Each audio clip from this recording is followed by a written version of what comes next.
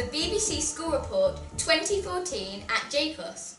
A group of young journalists have been researching and creating a report of all the latest news stories and topics of interest over the last few months. These include the effects of social media on the youth of today and future generations, the staggering statistics of child abduction, and what can be done to prevent the rising cases of drugs in sport in the 21st century.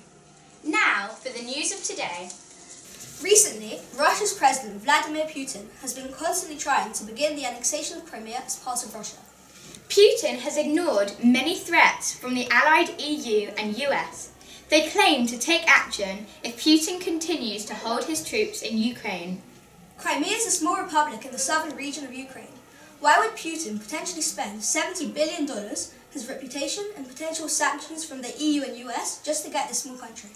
Putin invested a lot of money and time building naval bases. Crimea is near the Black Sea, which has many valuable natural resources, like oil. Crimea has Ukraine's largest nuclear power plants. Putin held a referendum, which was illegal. This asked the citizens of Crimea the following questions. Would you like Crimea to join Russia? Would you like Crimea to possibly join Russia, later by force? This was unfair because there wasn't a choice for Crimea to stay part of the Ukraine. This may all sound unfair, but there is some reasoning for why having Crimea would benefit Ukraine. Putin invested a lot of time and money in developing Crimea. Russia is richer than Ukraine, so Russia can invest and develop Crimea further. What do you think? Should Crimea stay part of the Ukraine? Or should Crimea join Russia? Now, we can hand over to our reporters Ella and Megan for a report on the effect of social media and how it could impact our lives. Hi, I'm Ella. And I'm Megan. And we're here to tell you all the ups and downs of social media. In this report, we will cover most aspects of the dangers and positives of sites such as Facebook and Twitter. With 1.15 billion Facebook users, 200 million Twitter accounts, and 1 billion channels on YouTube, there is no escape from the social media bubble. We're set to find out how society is coping with the dangers and potential threats of social media. Although there are bad consequences, if used precautiously, it can be an amazing thing. Connecting to family and friends worldwide and learning about modern and emerging technologies. Furthermore, we are able to communicate our ideas across the global spectrum. The computing world has progressed massively compared to the past, but have we bitten off more than we can chew? We asked a student from JCoSS School their view on the growing impact of social science. We also asked head teacher Mr. Moriarty his views as to why the school has started incorporating social media into school life. I'm here with Eve Rhodes, a JCoSS student, and I'm going to ask her opinion on social media. So Eve, what's your view on social media? Well, I think it's a very useful resource, and you can contact people around the world, which is completely amazing. But on the other hand, you hear of so many more cases of cyberbullying because there are simply more ways to do it. Do you use social media very regularly? I use it once a day, but I try not to be too obsessive. Have you ever experienced any first-hand danger on a social media site? No, not really, but I know it happens a lot. I'm just quite lucky, I think. Okay, thank you very much, Eve. What is your view on social media? So social media, like all other forms of media, is just a way for people to communicate with each other. I think it's got huge potential to do good things, be very exciting and be a very quick and convenient and interesting way of telling people what you're doing. Like all other forms of communication and media, it also has the potential to lead people into danger and difficulty and say things that they wouldn't actually say in person, but they feel they can say under the guise of the computer screen. It was a brave and bold move to set up a school Twitter account. What was the reason behind this idea? So we set up the Twitter account partly, I think initially we set it up when we were taking the school's first Israel trip, and we wanted to use the facility that gave to just send parents and friends at home lots of regular information about what was going on in Israel. And then we recognised actually this is a good thing to have, so we've used it for giving information about sixth form to current students and also to prospective students, and also to use it to send various other bits of information out to parents. We want to embrace the ways that people are used to receiving information, so if everyone is used to using that and it's helpful and convenient, then we'll go with it. Do you agree with the morals of social media? I don't think social media itself has the morals. The morals are the morals of the people who use it. And some people use it for good, and some people, the great majority of people use it for good. A very small minority set out to use it for bad purposes. The real risk is people who don't realise that what they think is fun or is harmless actually turns out to be very hurtful to other people. So with all these things, it's neutral. Social media is neutral, but what you do with it can be for good or for ill, which is why we need to think very carefully before we use it. Thank you. To prevent young people getting hurt online, there are laws that you have to be 13 or over to have Facebook accounts and Instagram accounts, although Twitter, Snapchat and YouTube have no age regulations. However, almost half of British children aged 9 to 12 have Facebook accounts, despite minimum age limits. This can expose children to the dangers of the internet when they are not mature enough to handle it. Overall, we do believe that social media can be an amazing opportunity waiting to be discovered. On the other hand, safety comes first, and if at any time whilst using this you feel a danger from an adult. Thank you, Ella and Megan, for that detailed report. Now to our second report on child abduction and why it is still a problem many children encounter. Over to Ella, Orly, Charlotte and Eve to tell us more.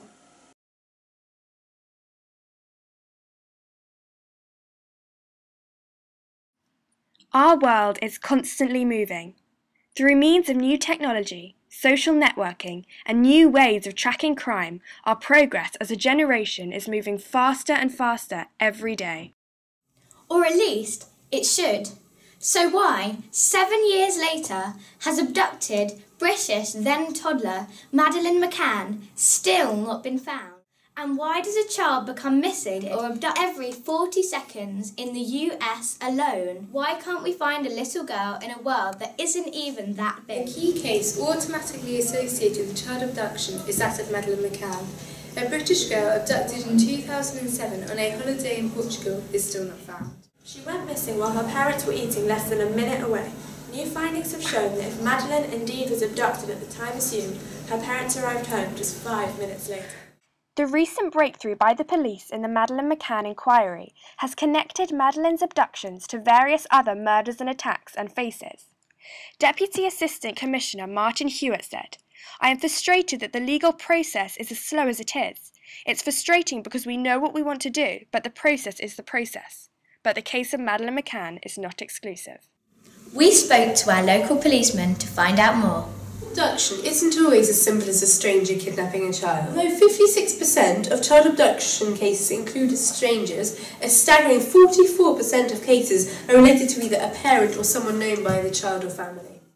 Just over half of cases were attempted abduction, and the statistics for the US are even worse, with 76% of kidnapped children murdered within 3 hours and 2,000 missing children per day.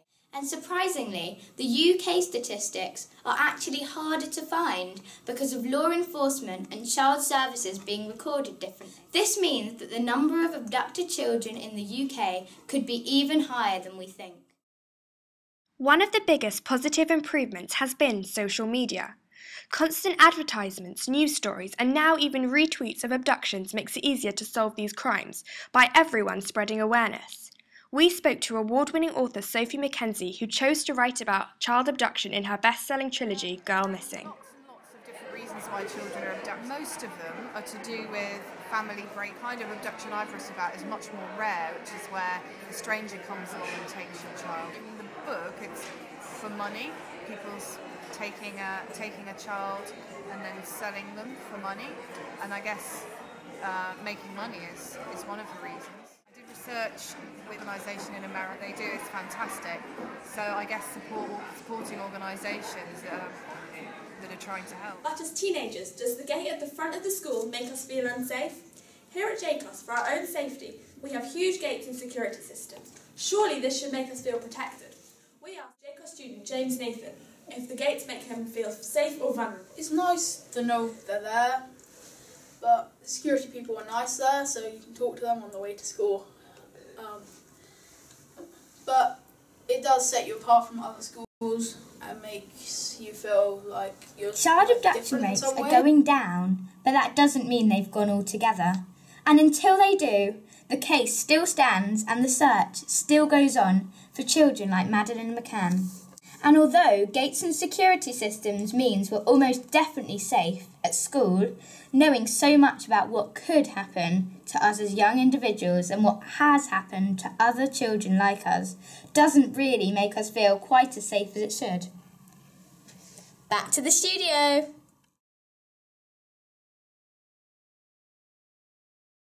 Thank you for that interesting report. I can say that I definitely learnt a lot about the dangers of child abuse and the crucial need to stop it once and for all. Next to Astoria investigative reporter Samuel and Jordan on drugs and sports and the constant rise of athletes using these substances as forms of cheating.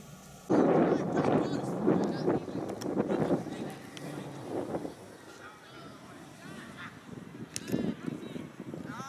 the last few years, the world has seen some great acts in sport. From Usain Bolt to Andy Murray, there is no question sports has been exciting to watch. But what goes on outside of the spotlight? Athletes such as Lance Armstrong and Asafa Powell have recently been banned for lengthy periods of time and fined for Has the world's win gone too far? Has over-competitiveness got the better of the normally cool athletes? We spoke to our PE teacher, Mr. Smith, to find out more. What are your views on sport nowadays? Has it changed in terms of drug and steroid use? Well, I think so. I think more athletes are more inclined to take drugs, especially steroids, just because the amount of emphasis on winning, where winning's everything, where we grow up into a society where obviously we're training to be the best we can and trying to win, and yeah, some athletes unfortunately do take those sorts of things to help them with their performances. So yeah, I think it's changed a lot over the years, and obviously with the improvement of medical science as well helps athletes sort of find new drugs to take. Do you think they carry a larger responsibility as a role model just because they're athletes? Yeah, I think so. I think as sports sort of progress throughout the ages and the amount of coverage that sport has now, young people like yourselves are constantly looking up to these sorts of athletes like the Usain Bolts of this world and trying to emulate those and trying to be like those people. So yeah, obviously when you see one of those athletes taking drugs or in the newspapers because they've been doing things like that, then it sort of has an impact on them as well. So I think so, yes. Is it ethical or moral to use these forms of cheating in sport? I would say no. I would say that sport should be on a level playing field where everyone's training to be the best they can rather than trying to inject themselves with steroids to become better than other people just through cheating basically, and that's what it comes down to. So no, I don't think it's either ethical or moral. Is there anything that can be done to combat steroid use from happening in the future?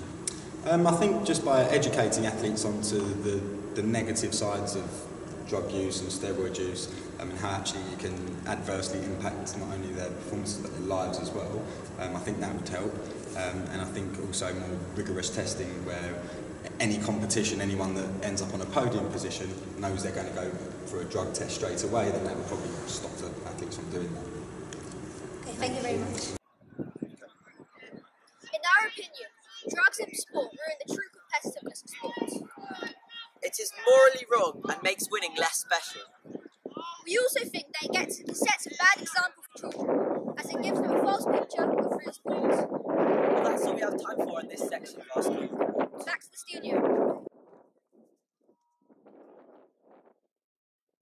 That's all for our JCoSS BBC School Report. Thanks for watching and have a good day. Goodbye.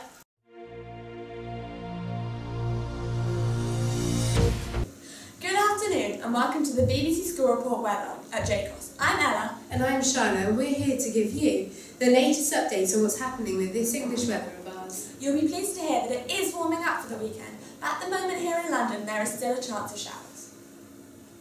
Although it's sunny today, it is windy at times and we're faced with cloudy periods. This evening the temperature will be only 4 degrees with a mixture of clear and cloudy skies.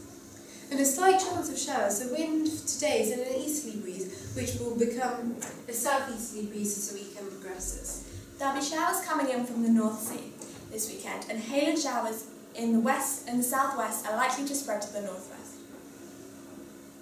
If you're in Northern Ireland, you're in luck.